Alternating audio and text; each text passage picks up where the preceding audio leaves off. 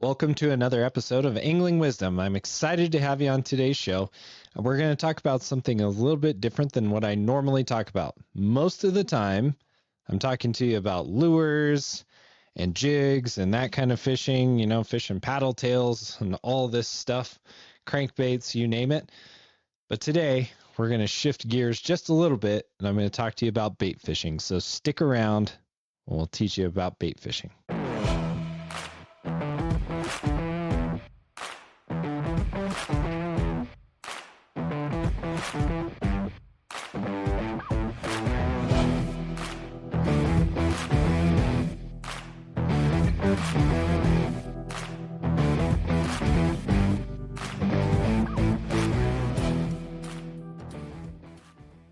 All right, so most of you have probably done bait fishing before, and I just want to give you some basic things to think about next time you want to go bait fish.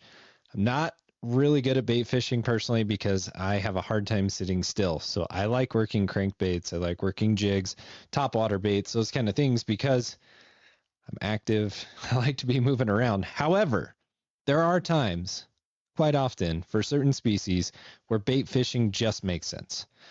Catfish come to mind, carp, suckers, those kind of things. You need to be a little bit more stationary, be patient, and a lot of times the best way to go about catching fish in this manner is something called a pickerel rig. And I have one here, and I'm going to talk through the different components because you can make these at home. Obviously, you can buy some pre-made rigs, but I like to make them myself because I like to have certain kind of hooks, certain sizes of hooks, and certain kinds of beads, different things like that. So what I've got here is just a basic pickerel rig. What you're going to notice is I've got a slip sinker here on the front, and then I've got the barrel swivel here, which you can tell still has moss on it. So this is an authentically used one that I just pulled off my rigging so I could show it to you. I've got a bead here on this end, a bead here on this end. I've got the three-way swivel in the middle, a hook tied here, another three-way swivel, and another hook. And you could just go with a barrel swivel down here. I was actually experimenting and I had something else coming off this side. But this is a basic pickerel rig, and what it's really designed for is fishing bait on the bottom, like worms or minnows or something like that. I will say there is another version of this that I like to tie where I use a floating jig head instead of a hook like this. And I like to use minnows on that, and walleyes, sauger, fish like that, and trout, of course, love to eat those minnows. So that's a really great way to catch fish in the fall, spring, and winter. So just know that's a really good option. But pickerel rigs shine, especially for like sucker fishing, cat fishing, things where you just need to put bait out there and let it sit. One of the ways I prefer to do this is with a slip sinker. So I have a piece of line tied between my barrel swivel and my three-way swivel. And what I do is I put these beads on here to kind of absorb the shock of this weight going back and forth. Okay. So your knots are going to take a little bit of punishment depending on how many times you cast this out. Another reason that you don't want to move it a whole lot. You want to cast out there and just kind of let it sit. When you are using monofilament to tie these yourself, I would recommend nothing less than like 12-pound test. And the reason is, again, it's really hard on your line. So if you're using 6-pound or 4-pound and you're using a heavy sinker like this, you're going to break off a whole bunch. Some people like to put a weight coming off of the three-way, and they like to tie like a piece of 6-pound monofilament to like a 4-ounce weight. So if you're fishing some pretty good current and you need to keep it sitting on the bottom, you can put what's called a breakaway on here with like 6-pound test down to your weight. But then again, you don't have the sliding ability. So let's talk about this. Why would I want this slip sinker to slide? Well, if you're fishing out on the bottom and you've got light biters and you don't want them to feel the weight of this right away, this is the perfect rigging because I can throw this out, it's going to sink, it's going to hit the bottom, and it's going to rest like this. And that fish can pull on my bait until it hits here. That's when they're going to feel the resistance. So if you throw it out and you just let it sit, and then you see your line starting to go out because the fish picks it up, they're going to hit the end of that. And sometimes they're going to bolt and it's going to cause them to set the hook on themselves. Most of the time you have to be kind of paying attention to it. So that's always a good thing, is make sure you're paying attention to your line, have a bell on it, have something so that when you do get some action on it, you actually know that something is happening. So the fish will take it on this end. It'll hit the end of the road here and they're stuck. So they're going to be pulling. You're going to notice it right away. Some people do what's called a bolt rig. Again, that's where you have like a fixed weight so it doesn't slide at all.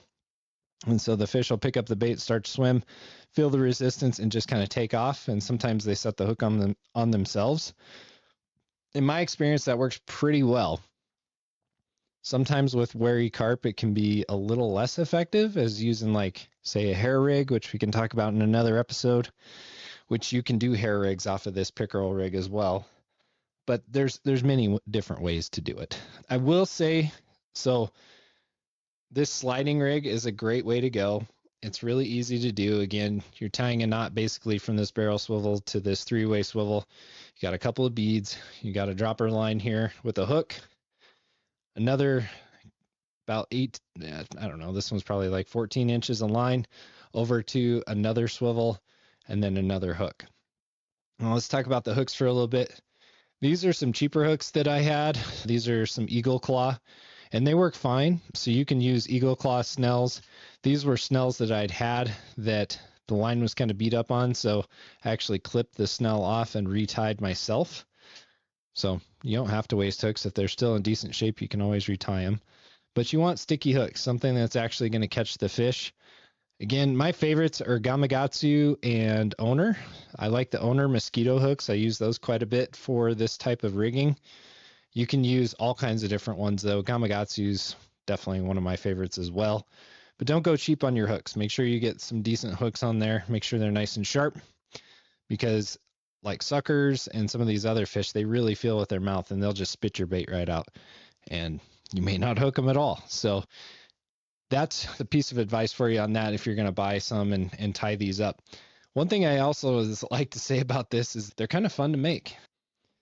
Had an episode before talking about making crawler harnesses, and so, you know, if you get some of these kits with all these beads, a lot of beads there, you can make all kinds of different pickerel rigs as well. If you like to fish shorelines, streams, rivers, those kind of things, and you're kind of stuck with the bank and you don't have a boat, pickerel rigs are an awesome option for you. Got all kinds of different kinds of fish. I mean, everything from walleyes to suckers. I mean, you catch just about everything on them. And the hardest part, again, for me, is the patience. So if you have the patience to sit there and let it go, then it's no big deal. In Wyoming, what I like to do is there's a 2-rod rule. So you can actually throw out a bait line like a pickerel rig and then take another rod and reel and fish a lure and just keep an eye on it while you're fishing that. The only drawback to that, again, for me, is I have to stay in that one spot, which kind of drives me crazy because I want to move up and down the shoreline. But again, a fantastic option, especially in the springtime, because pickerel rigs are incredibly effective. You'll probably catch some suckers, some catfish, some carp, which I've already done this year, and it's so easy to make. These sinkers are not super expensive, so you can buy sinkers, you can buy these barrel swivels, have some 12 to 20 pound monofilament, and some good sharp hooks, and that's all you really need. And then of course some night crawlers, which I have an episode on night crawlers too if you want to go catch your own night crawlers. But yeah, just a fantastic option, something super easy to do in the springtime. So get out there and try it. Try a pickerel rig. If you're already using pickerel rigs, I'd love to hear how you're using them. Also, don't forget to go to our website, anglingwisdom.com. I've got a whole bunch of other fishing stuff on there. There's a blog, there's all my videos, all those kind of things, so you can check that out. There's also some incredible deals on gear for the month of April here, 2025. So if you get a chance, check those out. And again, hopefully you'll get out there and do some fishing, and I'll see you out on the water. Angling Wisdom has been brought to you by TB Custom Rods, Kafaru, and PK Lures. Don't forget to subscribe to Angling Wisdom on YouTube, Spotify, or Apple Podcasts so you don't miss any of our new episodes. Also go to anglingwisdom.com for more fishing content. Until next time, I'll see you out on the water.